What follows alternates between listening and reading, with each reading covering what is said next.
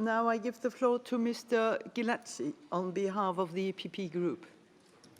Madam President, dear colleagues, 1 year and 100 days have passed since the Russian Federation illegally annexed Crimea.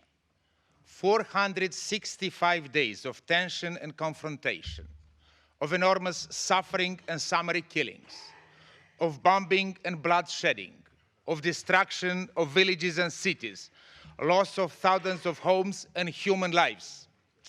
Even if we all remain convinced that an open dialogue in good faith between the Assembly and the Russian delegation could help us to find the lasting solution, I am not convinced that we must enter into a dialogue without any preconditions.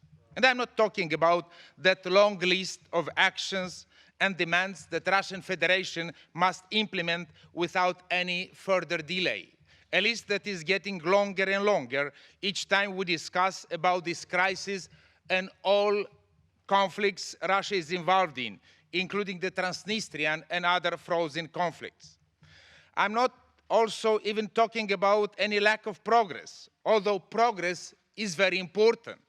And in this context, I would like particularly to pay attention to several amendments, number 4, 8, 15, that need to be accepted. What I'm talking about is one important precondition. And the precondition we must have is peace. In January, when Mr. Pushkov was in the Monitoring Committee for the last time, in his defensive speech, he quoted the Bible saying, "We all have sinned." I have to admit this is true.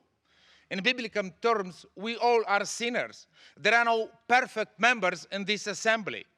It does not matter whether we are from Armenia or Azerbaijan, from Germany or Greece, Moldova or Macedonia, UK or Ukraine. What matters is our willingness to accept each other as we are, our openness to forgive each other, our readiness to help each other to become better. But most of all, what matters at the end of the day is our commitment to live in peace with one another.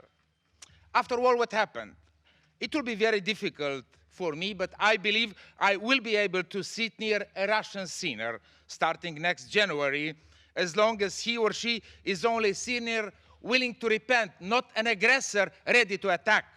And of course, the word sinner is in inverted commas. This is why I believe that if our goal is only to reach ceasefire or to have a dialogue for the sake of dialogue without any preconditions, we will fail.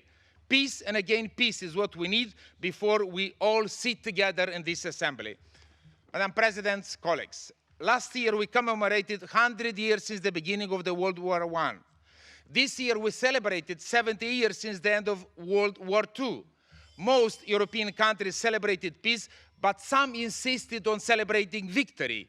Victories divide, peace unites. As Karl von Clausewitz said, peace is the real end of the war, not victory. And it is my sincere desire that our Russian colleagues will hear this message. So let the peace rule in our hearts, since as members of one body, we were called to peace. Peace must remain a precondition. Thank you very much.